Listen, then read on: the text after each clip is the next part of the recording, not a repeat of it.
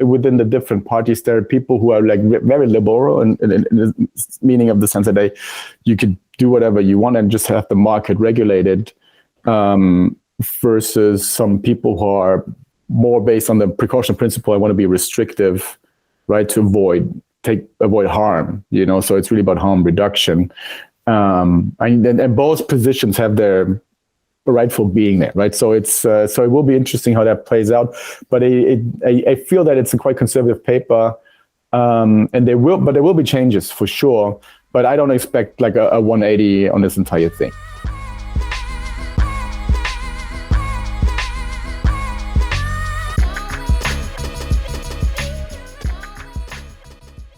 Hello and welcome to another edition of The Lobster Pot. I'm Dave Barton, co-founder of Thermidor and co-host for the Lobster Pot podcast.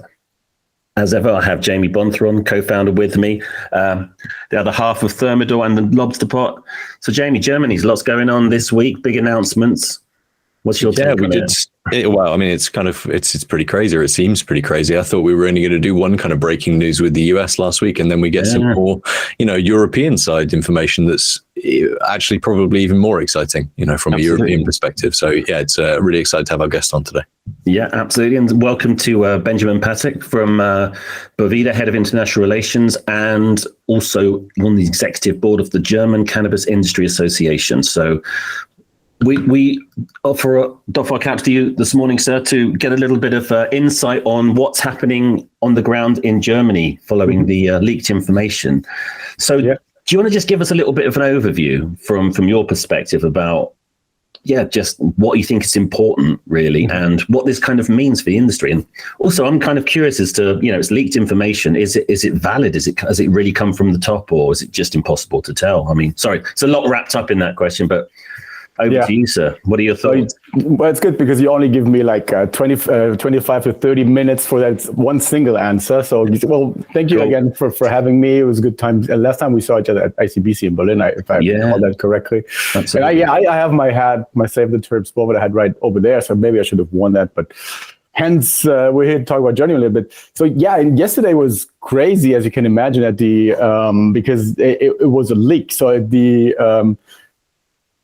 apparently, like the word is, it was found on a bench somewhere, which obviously if it's a PDF, it's not how it works, right? So that's interesting. I think before we go into discussing the details of that key point paper, if you so will, I think it makes sense to take one step back, basically, to recall why Germany is going to legalize cannabis. Okay, so the main focus of the sitting German government is basically to take cannabis out of the hands of the black market, right, out of the hands of criminals, and that for consumer safety and health reasons, basically. So that's kind of like the main focus. And also you have to understand that a regulatory regime in Europe especially would differ from, let's say, the United States. In the United States, I'd say in Europe, it's more based on a precautionary principle, right? So if you look at, let's say, cosmetics regulations, if you look at the list of banned substances that are in cosmetics in the United States, I think it's kind of like a single-digit number, whereas in Europe, it's in the hundreds, okay? So basically, in Europe, everything is forbidden until it's allowed, until you prove that it's a good thing and it's not cause any damage or nuisance. It's forbidden. Okay, so if you have to keep that in mind when you look at this paper, also keep in mind that this is written by people that don't know anything about cannabis. Okay, so that's also one thing. So I think in general it gives a good direction of where the government wants to go. So it's quite restrictive, I would say. And there are some things in there that don't make a lot of sense, in my opinion. But at this, just to give you a context of why that is initially. So that what was leaked yesterday is not the final positioning paper or the key points of what the German health ministry, this is where this is located, basically, as far as this first draft goes. You can see that in the document itself, because there's still some brackets in there. And also, if you talk to the drug policy spokespeople of the government party, so the Social Democrats, the Liberals, and the Green Party, let's say they all really were outspoken against this 15% limit. Let's say that's probably what was like the biggest outcry in the community in general. So I think so. This was an earlier draft of what will be. So it will look differently, and also I think it's important to understand that this is something that is a first draft that will have to go through Parliament. And the general rule is, you take a draft that goes into Parliament, and when it gets out, it will look completely different. Okay, so not 100% different, of course. Yeah, I mean, but there will be changes that will be made to this, and that's the parliamentary process anywhere in the world, I guess. So.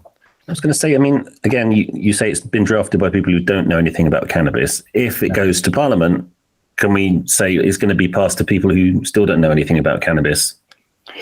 Well, let's say, so this is drafted in the Health Ministry, and there are, let's say, more specialists in each party, like the drug policy spokespeople. That know more about cannabis. Obviously, Germany has not a large. It's not like Germany's not California, okay, by no means. But there are people that are a little bit more forward thinking and that know the matter and they look like a little bit outside the map as well. So this is what I'm saying. If this goes into the Parliament, so you have these people, they will be part of this discussion for sure. Yeah. Okay, that's cool.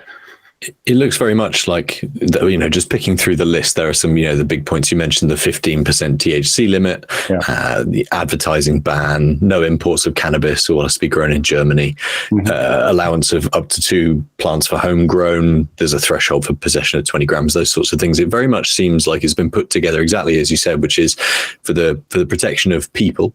Certainly from their perspective, how well informed that is obviously up for debate, but that's one of the reasons that they've done that. And the other is protectionism of the German economy. They want a fledgling and up and coming industry to be protected, and they perhaps feel that growing it locally helps that. Do you think that's reasonable? Or do you think not really, because I think that it's more about the legislative manner of what we have as far as international law goes, especially the single convention on narcotic drugs. So the issue that we have in Germany is, well, it's all over the world. So you ratified it, and so you can't just trade illicit drugs. It's that you sign that you won't do it. Of course, you as Germany could say, well, we're going out of that treaty. But the issue with Germany in particular is that Germany is part of the European Union, and the European Union as a whole ratified it as well. Okay, so even if Germany said, hey, okay, we're out of it, because they're part of the European Union, the European Union will then also has to step out of the agreement as a whole, and this will not happen. So this is, I think, why. And that's in the introductory part of that positioning paper. They really outline the different rules and regulations, and this is, I think, why they have to come back into just growing it domestically, just for legal considerations. I don't think they see how they could import cannabis from another country like legally. Yeah, it's for recreational purposes, right? So for medicinal or research purposes, it's already allowed, but for recreational purposes, they don't see that. It's a different ball game, isn't it? I suppose. Yeah, they want to. Yeah, I suppose it is coverage in some capacity. Yeah. Do you think, were there any in there that really stood out to you as someone who works in the industry, as someone who is involved and is obviously excited about the prospect of Germany legalizing cannabis? What were the things in there that really stood out to you as potentially harmful for the growth of the industry? I'd say, of course, I mean, if you look at everything that restricts marketing, it restricts the growth of an economy. So, but that's something that if you look at how other drugs are regulated, this is something that we have to get used to, I guess. I don't hope so, but I think that the thing that was discussed most was the THC limit of 15%. Which doesn't make any sense at all. Like really, if you want to take it out of the black market, right? Because the market, if you look at what demand is, it is for high THC strains. Yes. Obviously, in more elaborate markets, there's a shift towards more towards like the terpene profile. And yeah, because at the end of the day, I think your terpenes really are your brand, right? So this is what differentiates you mostly from your competitors. And if you look at how like strains have been named over the last decade, you know, with like strawberry kush and la la la. So this is all about the terpenes, right? So, but for now, in a starting economy, I think this is something that will inhibit people from diverting from the black market into a regulated market, basically. Same thing goes, in my opinion, because they also propose that if you're under 21, you only have access to like 10% maximum THC. Okay, so and I think that especially like between 18 and 21, where you might be more vulnerable. Let's say, you know, I don't want to be too patronizing. That pushes people into the black market even more. So I think like the maximum THC limit, especially if you say, well, you get less THC, you might just smoke more. So it's no reason really to put a cap on it anyway, you know. So it's or you make an extract out of it or whatever, right? So it's just not feasible. It doesn't work. I mean, let's put it that way. And if you look at it, and also like the 20 grams maximum, I think it's they allow 2 flowers, you know, and if you harvest with probably would be more than 20 grams. So what do you do with the rest of it? You know, so do you have to throw it away or give it to your neighbor, or I don't know, you know? So it's just that 20 gram is also something that's kind of weird in my perspective, especially in a regulatory landscape. I mean, if you look at alcohol regulation, and especially in Germany, is probably one of the loosest, right? I mean, our legal drinking age would be 16, and you can drink as much as you want and as high percentage alcohol as you want. I mean, we have alcohol that goes up to like 80%, like in a supermarket, you know, and if you're over 18, you can buy 100 bottles if they have it on site. You know, there's no regulation or cap on that. So I think this is something so the term that came up, like I had this posted on my LinkedIn, and the term that came up most was reefer madness. So everybody's still afraid of the reefer madness. That's, you know, if you consume too much THC or you go crazy and you do all sorts of crazy things, which is obviously not true. But this is probably the one that stands out most and that will have the biggest impact. And of course, the domestic cultivation is something. I mean, we all know that if you look at other markets, it is quite tough to grow high quality cannabis at scale. Okay, so when we will need 400 to 500 tons, that's the estimate for just the local demand. And that's not even counting in people that would probably, I guess, come in from like Austria, Switzerland, and all the neighboring countries to consume cannabis in Germany then. So, and in order to grow that from, I won't say zero, because we have a couple of tons that's been grown already for medicinal cannabis, and obviously they are all happy now. Everybody that has one of the 3 licenses for medicinal cannabis, because they'll be happy to expand that and to grow larger quantities. But it will take time, obviously, right? It will take time. So it will be interesting, that as well. I think it seems as though, I mean, for us, I guess the biggest thing is almost about, you know, complete ban on advertising. And I know that, you know, in the United States and in Canada, they have very different sort of attitudes towards that. You know, Canada has its own, you know, bland packaging. You have to have it like that. Makes it difficult to kind of grow a brand. Whereas I guess more in states like California, you can kind of, you know, create that kind of fun consumer brand and things like that. Do you feel like it's, you know, they've taken, well, what this, you know, this leak proposes is kind of more akin to how we're, you know, regulating the sort of tobacco industry and sort of applying. It's like, okay, we're just going to do it, but you just have to follow it like that, which almost feels like a reverse logic, because, you know, basically the whole thing about tobacco, I mean, particularly here in the UK, I mean, if you get cigarettes, is, you know, now it's just, you know, blanket warnings on packaging and things like that. To kind of do that, potentially, do you think that's a danger that could be with cannabis when it?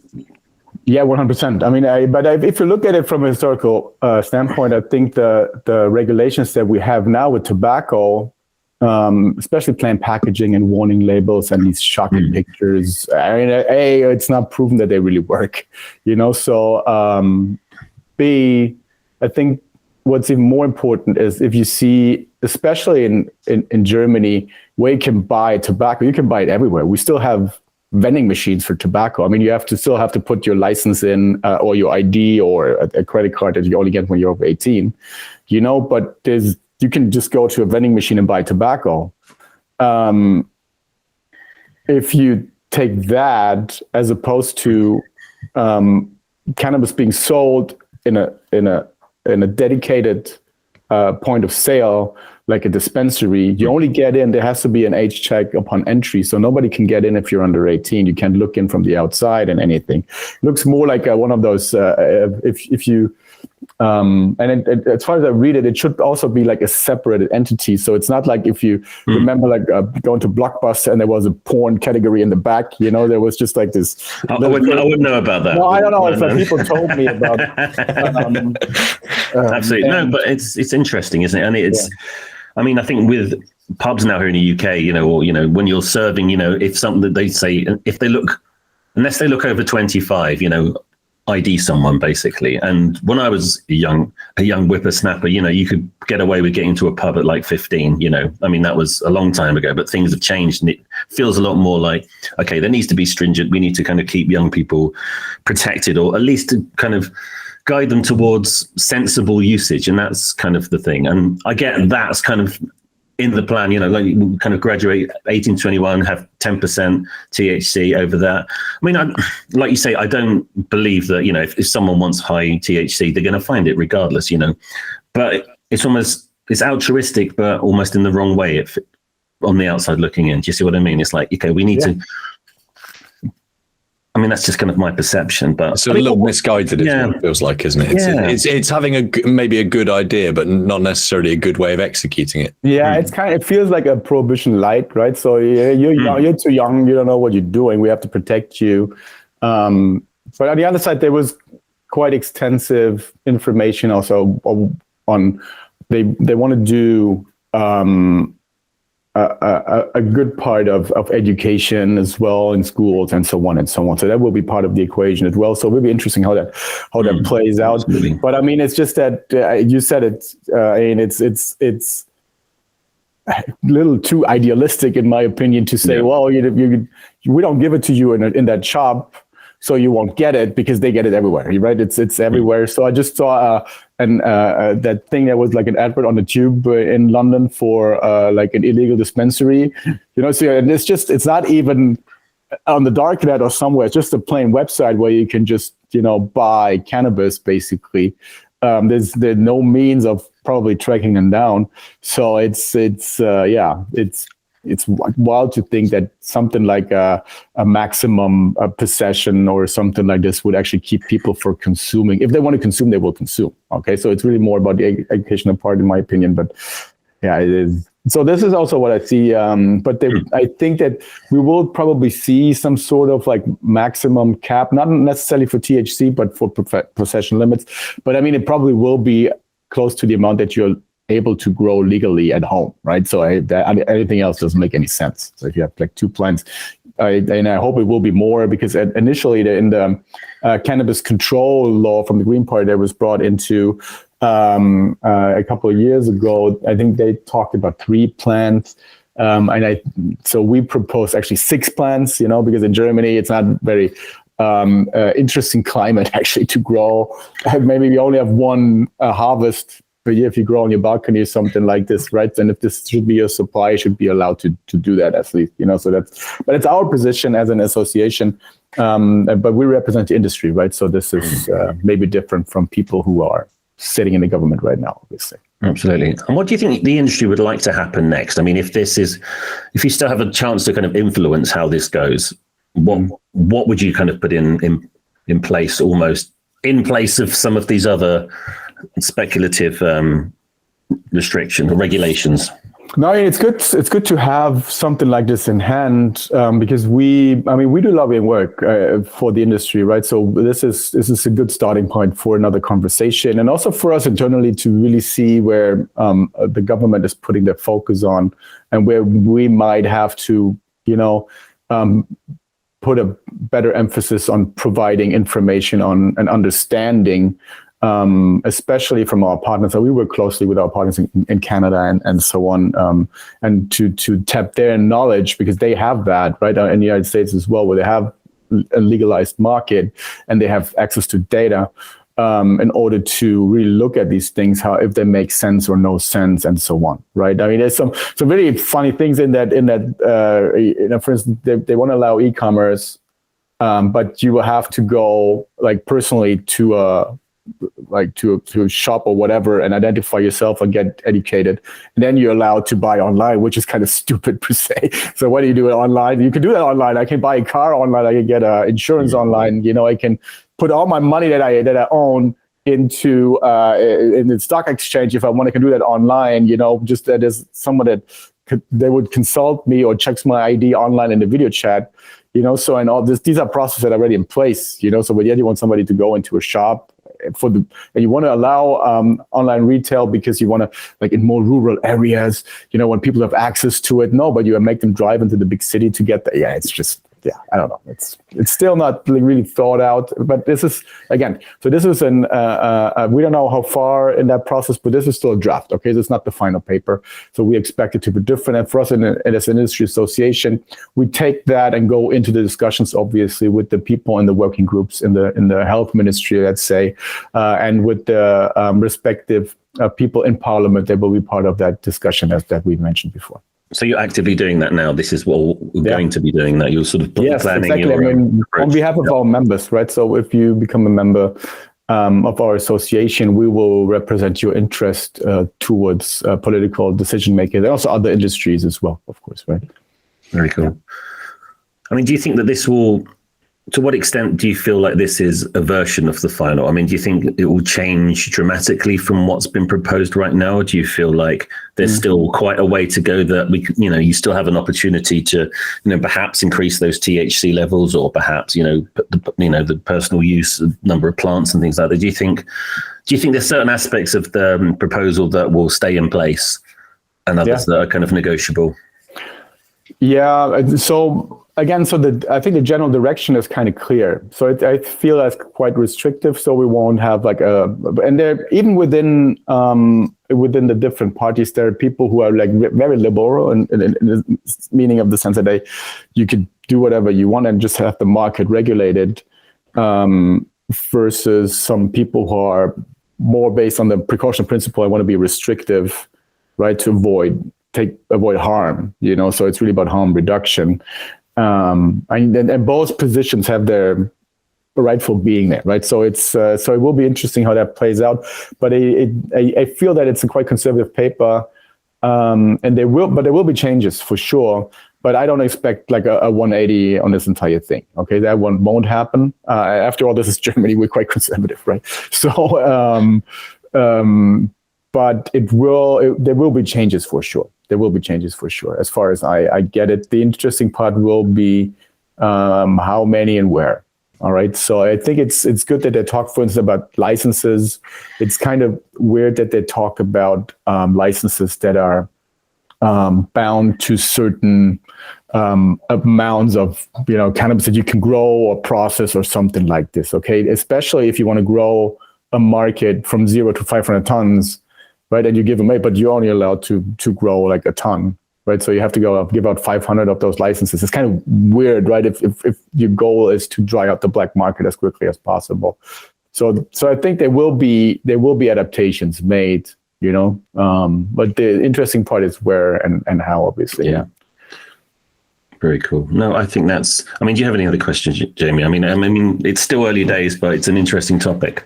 Yeah, from a kind of semi-outsider position, like we spend time in Germany and visit and, talk to lots of people over there. So some kind of don't have as good a line through it, but I think you're right. I think there are changes to be made there. I suspect the advertising ban won't change. I suspect non-branded packaging won't change. Yeah, I'm not so sure about the non-branded packaging because we don't have plain packaging for tobacco so far in Germany. Okay, so we have these warning labels and these atrocious photos. But we don't have plain packaging for tobacco. And I see plain packaging is a result of tobacco being sold publicly and everywhere, to be honest, right? To avoid a broader public, especially adolescents, to be caught in, and drawn into the consumption of tobacco. But if it's not publicly available, it's only in a dedicated shop, and if you're under 18, you can't even go inside that shop, and then but the fear must be that, well, if it's like you leave it, you consume it publicly and you show like a packaging to someone, they just want to have it. It's designed that well that just people say, like, I know, but I need to have it. It's now my life finally has a meaning because I saw the package. Yeah, no, it's on that park bench next to the PDF. It's probably. So it feels kind of weird, to be honest. I don't know. So it's that's one of the things that I would think that, especially if you want to get people away from the black market. If the black market, there's no regulation of packaging in the black market, all right. So most of that, like your street deal, this is what the people have in hand, right? In your head, it's like a shady guy in a corner of a dark park, and they give you this little thing. But no, I mean, they get like weed from California. It's nicely packaged and stuff like this that you also get on the black market. So you will have a disadvantage over that, So so this is just my opinion. Okay. So, but we'll see how that rolls out. Sure. So this is something obviously that from an industry perspective, we're against plain packaging for sure. Because I think that strong brands help you to divert people from the black market into a regulated market, right? That's a vehicle that actually helps and not, causes all types of trouble. So that's, I don't know. No, I couldn't agree with you more. From our perspective as sort of, content creators and people doing brand, that's what we try and do for a living. So we would prefer it if brand packaging was allowed. But then it's, building a brand in a different way is an interesting challenge. And I think that, it's not an immediately obvious one for a lot of companies, but, there are ways. I mean, the cannabis industry still operates, by kind of circumnavigating or kind of finding ways around the sort of social media restrictions and online. But, there's still ways to do it. And I think that will be kind of interesting from the market. Yeah. So I think that if you look at, especially the advertising ban, you should look at what's happening with tobacco in the European Union. I think that's kind of like it won't be less than that. Okay. So it will be as restrictive as tobacco. So I don't really see any type of advertising. I would advocate for, at least if you have a dispensary, that you would be allowed to advertise that. Okay, so because you want to take people away from the dealer in the street, right? So if you're able to say, hey, but you can buy it legally here, that will help, obviously, in my opinion. So while I suppose that you won't be able to advertise your cannabis brand, I hope that you'll be able to advertise for your shop, at least say, hey, you're there, especially if you look at an older demographic who are not using Google Maps, okay? And at least allow out-of-home advertising to say people, hey, I'm here in the neighborhood, you can buy it here. I think that would help, diverting from the black market, in my opinion. But yeah, we'll see. Absolutely. And when do you think there will be greater clarity on the actual, the final, or do you think there will be another kind of round of, this is what we're proposing now before there's kind of a final, line drawn under the legislation? Yeah. So yesterday's reaction from, especially, so we talked with the drug policy spokespeople of different parties yesterday, and they were all surprised by they didn't know. So I think, and from what I hear from other sources, is basically that we're looking at a couple of weeks still. Could be 4, 6, 8 weeks, so that until something final will be drawn. But even if, obviously and we will start the discussions right up to that. But again, this will have to go through Parliament. Okay. So, and this is just a proposal, if you so will. Mm-hmm. And the decision will be made in Parliament, in the different working groups that there are in the Parliament. And this is where the magic will happen, hopefully, so I put high hopes on that. Yeah. Very good. Thank you very much, Benjamin. Really, really good to have you on the show. And thank you for your insights. And we wish you the best of luck with it all. And hopefully, there will be some guidance towards righteousness, whatever that may constitute, and things become a bit more palatable for everybody. So good stuff. Thank you very much for coming on, and we'll see you again soon. Always a pleasure. Thank you. Thanks, Benjamin. Thank you. Cheers now. Bye-bye. Bye-bye. Bye.